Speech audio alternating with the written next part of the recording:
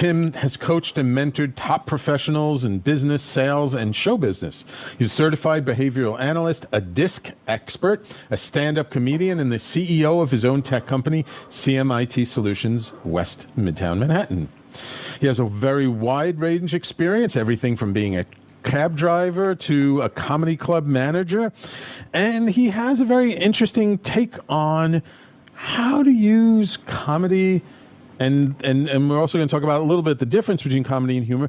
But I wanted to get him on the show today because he recently went through some personal changes, and I really wanted to talk to him about the personal stuff. I hope that's okay, Tim. Oh, yeah, I'm very eager to talk about it. Wonderful, wonderful. Yeah. So I know what you sort of personally went through recently. You decided to make a change in life.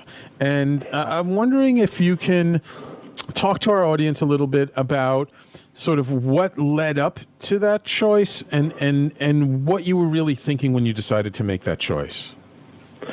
Well, there are a lot of prejudices in the world. African Americans feel that they're racial prejudices, and Jewish Americans feel there's anti-Semitism, and women feel that there's prejudice against them, in the workplace and other things. But that is a pimple on an elephant's ass compared to the prejudice against fat people. What? Everybody hates fat people. Everybody? Fat people hate fat people. Even Shakespeare hated fat people because he wanted to give up a pound of flesh. I was 415 pounds, and my doctor looks at me and he starts quoting Shawshank Redemption. He says, "You either got to get busy dying or you got to get busy living." He says, "You're about 40 pounds from a wheelchair." Mm-hmm. You know what I mean? And like when you're fat, and the worst thing that can happen to you when you're fat is you have a stain on your shirt. People look at you like you couldn't even wait to get it in your mouth.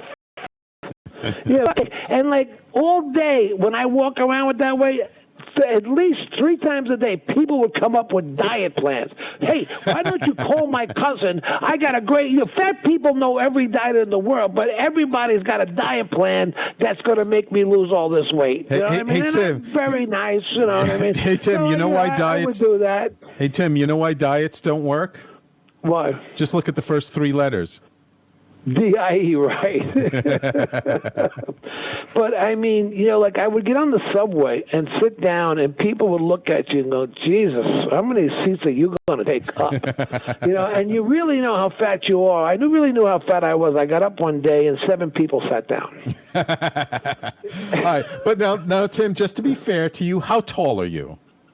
Yeah, I'm 6'5", but so you're a tall guy. I was 415 pounds. I mean, wow. I really, I had some anxiety in life. I got a little depressed, and then I just couldn't stop eating. So anyway, my doctor looked at me, and he goes, "Tim, you got to." So I decided to get the bariatric surgery. Right. I got the sleeve surgery. There's 3 kinds. There's the bypass, the bariatric, and then there's the lap band. Okay. So it took 5 months of testing before they would even let me have the operation. You have to go through a lot before you can do these things. Wow. Yeah, I know. And I know also, like, they put you on a special diet before the surgery. Yeah, I lost 35 pounds before the operation because the nutrition, they say, see, right now they're not going to okay. I mean, what happened was a lot of people just went in for it and they really weren't prepared for it. So they want to see a lifestyle change even before you go. Like, I had to go to a psychiatrist. You have to go to blood work. You have to get counseling. To osteopath. Wow. All of these doctors, and then you have to get weighed every month for 6 months to show them, what that you're losing weight before you go in for the surgery. Wow! I went in for the surgery, and so I lost 35 pounds before the surgery, and then I've lost 65 pounds since the surgery, which was February 3rd. So I've lost a total of 100 pounds. Wow! Congratulations! Yeah, so, it's it was the best thing I ever did. I saw you. You updated your profile picture on something recently, and I saw it, and I go, "Wow! Tim lost a lot of weight." Yeah, I lost a lot of weight. Yeah. I mean, what a difference in. You know, and the other day I got on the subway and there was a guy sitting across from me who was a big guy like me, and you know, his weight was the same weight and I could see myself. Oh my God, this was going to be me if I didn't lose that weight. Wow. You know what I mean? And I mean, you've been big for a while. Like, this wasn't anything relatively new. Was there something that but not that big. I was never that big. Ah, okay. Yeah, I mean, I had gained like 60 pounds, 70 pounds. I was really, over how long? A lot with work, anxiety. Right. Well, you know what I mean? And then, you know, I don't drink, I don't smoke, I don't do drugs, you know, so the only thing left was food. You know, I mean, that was how I was dealing with issues. Now, you know, one thing is you have to really deal with whatever's bothering you because you can't eat your feelings anymore. Right. So I'm just wondering, though, was there something, I mean, was it just your doctor saying, like, you got to do something? But was there, I mean, but to make that decision, to decide, like, you know what, I need the help, I need to do something, let me do this. There must have been something inside of you that finally said, enough is enough. Because I'm sure there are other people who are in the exact same situation who end up not doing the surgery. Well, I read an article that they have. There's a hospital somewhere, or I don't know if it's a hospital, but like where these very overweight older people are just lying in bed, and they have to have these muscle builders, you know, turn them over. Oh wow! And they just lie in bed waiting to die. They can't even, you Jeez. know. And like, you know what I mean? And I read that, and I knew if I didn't do something, I mean, how much farther was I going to go? I mean, you know, I mean, it's like it's welfare. It's, you know, I mean, you know, you're in some kind of hospice in the Bronx somewhere. You know what I mean? Right. Yeah, I mean, so it got to a point where I looked at myself. I mean, do I want to spend the last years of my life, you know, just doing that, or do I want to at least try, you know, do I have it in me one more time to get better? Wow. Great. Yeah. And I'm just but curious. I can tell you this. Sorry, go ahead. I'm just curious then, once you finally made the decision and you made the commitment that you were going to do this, did you feel differently inside? Did something sort of shift within you? Yeah. Well, you know what it is like, you know, our mothers always say, don't eat sugar. Well, that's what happened is you can't eat. So after a while, you're just eating protein shakes because that's the only thing you can keep down. And then you try to eat something, and the sugar content is like, ugh. Yeah. You know, like eggs don't even taste good anymore. Yeah. I mean, you know, it's like everything, you know, I mean, wow, but that's about it. I can't eat chicken. I don't like chicken anymore. And, okay. And so bread and butter is gone, and you know, so.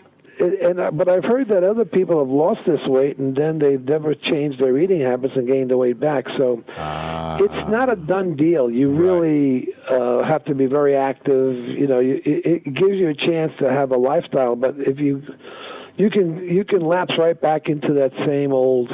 Right, that old eating, those old habits, because it's hard. Because we develop those habits over years and years and years, and it really takes either extreme pain or just an extreme strong will and commitment to say, I'm not putting up with this anymore. I deserve better. I want better. I want to change.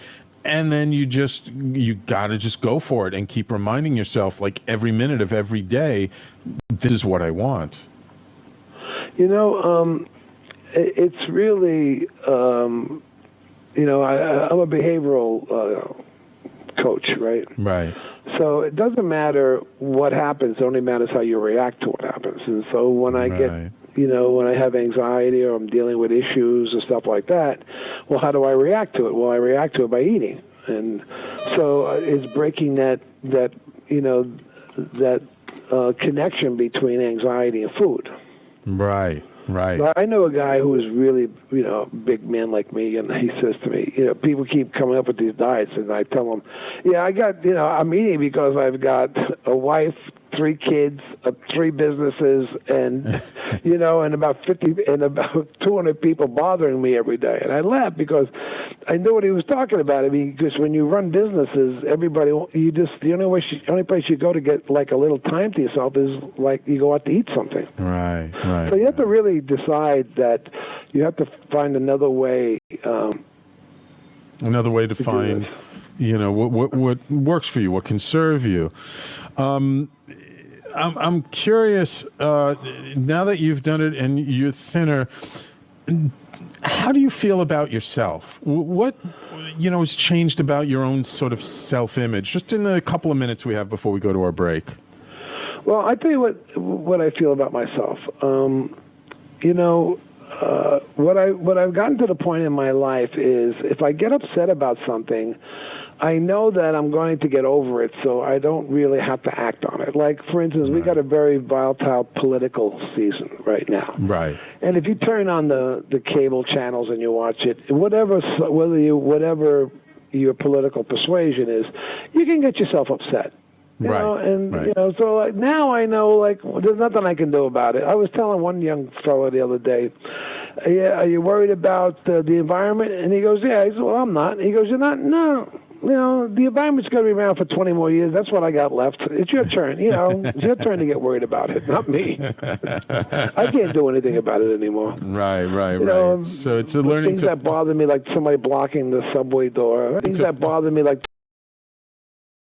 I don't, I know that getting upset, and the fact that I'm a comedian, I know I can say something very sharp to people, and I don't want to do that because they don't have any defense against somebody who can come back at them. That's why even when I was fat, people would say things to me. I wouldn't say anything back to them. Right. But you can also use comedy to create some levity in the situation, not necessarily to get at them, but just to kind of change the energy. Yeah, I know, but a lot of comedians use, you can also use comedy to get over that, people say something. It's like, look at Donald Trump. He attacks everybody, right?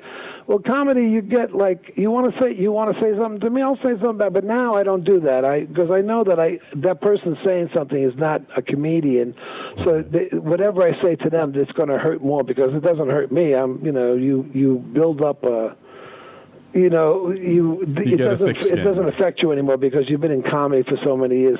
Somebody saying something doesn't wash with you. So okay, but I do feel much better about myself. It's really good. All right, we're going to talk about that a little bit more. We're going to go out for a quick break, and when we come back, I want to talk about the new Tim Davis and how he's different from the old Tim Davis. Okay. Okay. All right, wonderful. Everybody, please stay tuned. You're listening to the Conscious Consultant Hour, and we'll be right back.